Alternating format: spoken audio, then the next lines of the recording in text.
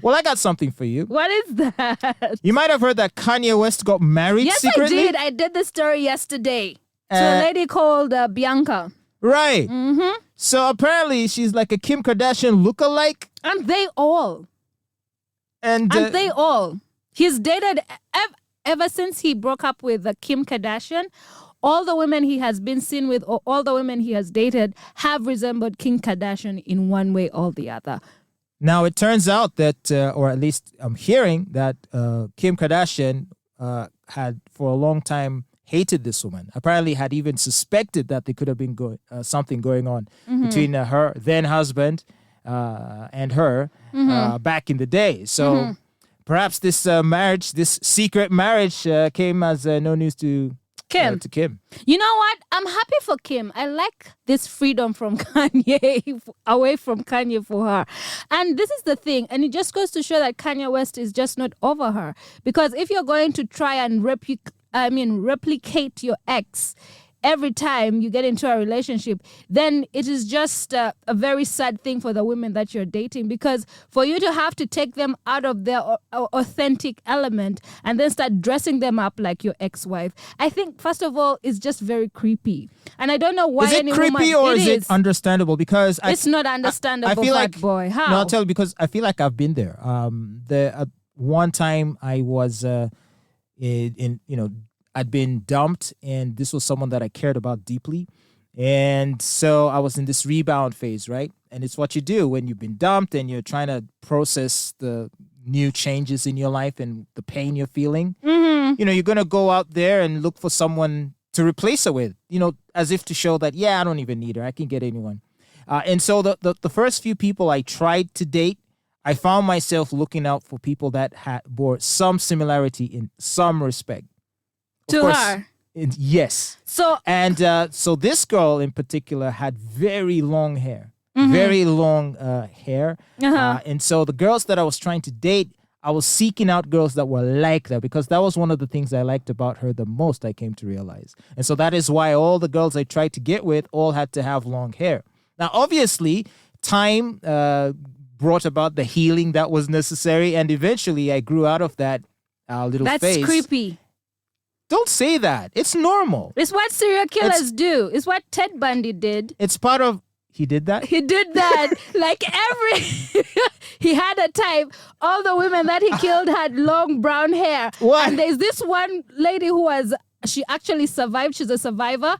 So when she got into his car, okay, he had been checking her out or whatever. When she got into his car that day, she had cut her hair. And he got so mad and kicked her out of the car. And that's how she survived. By cutting her hair.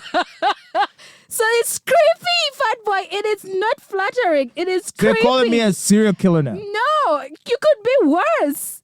Don't do that. Well, to me, it's just a normal part of the healing process. Of course, for some people, it turns into an obsession, like that dude who became a serial killer. And Kanye West. But I think it speaks to something that's beautiful about human emotion. Is that sometimes when you care about someone enough, to me, it's like the greatest celebration of what you liked about the person, that you want to see that same quality in others. Now, it may probably not bode well for future success if you keep that up. Obviously, there are other attributes you should consider besides just how someone's hair looks, if you want to date someone. Mm-hmm. But as you're sort of dealing with that, you're grieving the loss of the relationship and of the person, to me, it just seems natural and understandable and almost sympathetic. Now, what you do with those emotions after is a separate question. So if you decide to become a serial killer because of that and start targeting women that have that hairstyle, that's wrong. But if you find yourself feeling an affinity for people who look a certain way because they remind you of someone you love deeply, I think that's beautiful. No, it's not.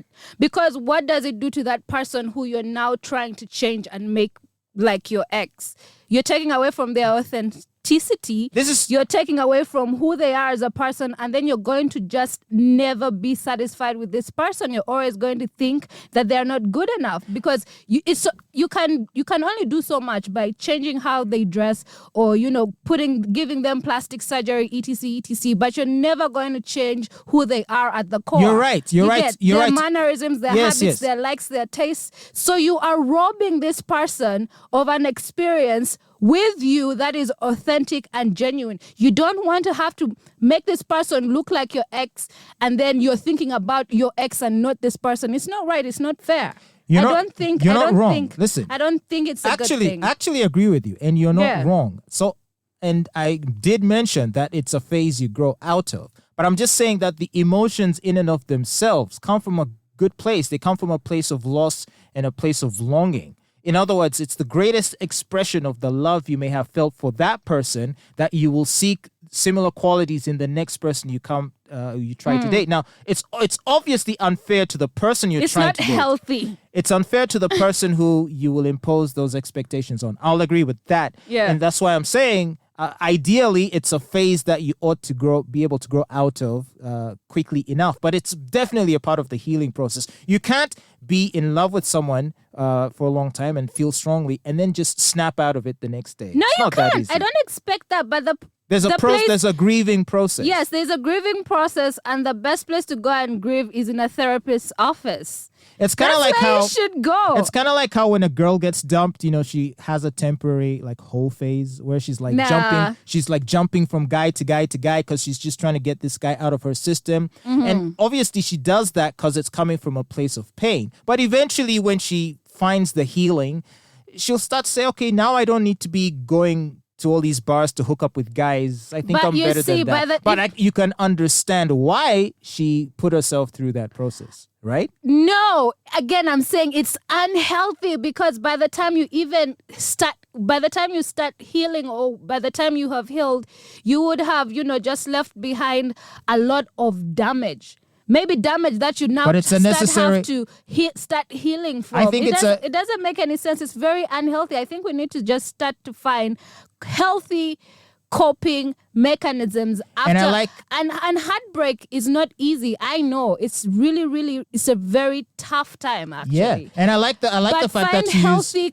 healthy coping mechanisms. And I like the fact that you use healthy coping mechanism, because the fact of the matter is, as far as coping mechanisms go, you see, there are levels to coping mechanisms. Yeah. Some people are unable to cope and ultimately self-delete. They take the most drastic step. Mm-hmm. Now, short of that, if the way that you're coping is to simply say, hey, the next person I date, I want them to be a little bit like the other person before, to me, that's orders of magnitude better than you jumping off a building or swallowing poison.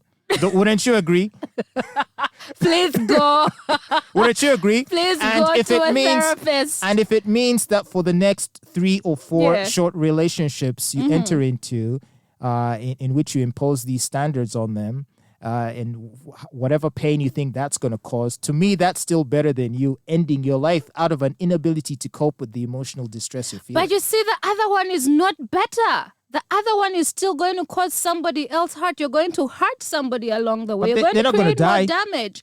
No, you don't know that. They're not going to die, and you're not going to die. What if you hurt the next person and they jump off a building because of the harm you have caused in their lives? I think if that's the case, when you break up with somebody who you intensely loved or had a lot of feelings for, just go home and sleep. Yes, please sleep. Go to a therapist. Ask for help, but do not resort to drugs, alcohol, to sex. Do not even get into another relationship until you have completely gotten over that person. Because and actually Kanye said this, I can always date 1,000 yous, but there's always going to be one me. Now that means ever since Kim Kardashian, every woman he has dated, he has tried to make them look like her. All of them. I just think, but all of them. I think trauma is cyclical, and I don't think you can ever eradicate it. So even the person who broke up with me and hurt me to make me that way for that period of time probably was also hurt by someone which is why she probably acted in the way that she did and ended the relationship. Do you know what I mean? Mm-hmm. You're never going to find a clean slate. Everyone's carrying demons. I understand that, but find healthier ways of dealing with them. Do not go on causing, more damaged people and causing people I think trauma. you're exaggerating. It's real. It's very much real. This is what happens because all the time. I wasn't saying to the girls I was trying to date, hey, I need you to grow your hair, because this being Africa, it's not something someone can easily do. But you probably encouraged her to go and get weaves. No. No, because this girl, her hair was natural. It was treated, but it was her own. Yeah. And so I was seeking out people like that. So I wasn't going to girls saying, grow your hair. I would simply look for the one who already has the long hair. Exactly. So if I saw someone that had long hair, I'd be like, I need to go talk to her. Wow. I need to get her number, goodness. kind of thing. The best advice I could give anybody after a heartbreak, I want you to stay far away from the person who reminds you of that person. Stay away from them. Go in the complete opposite direction. Completely. So if you are into girls, if she had long hair, go for a bald-headed. Oh, look at someone self-promoting. Look at me, I'm here. Yeah, if she I'm bald-headed, date me. If she had a big bum, go for one who has no bum.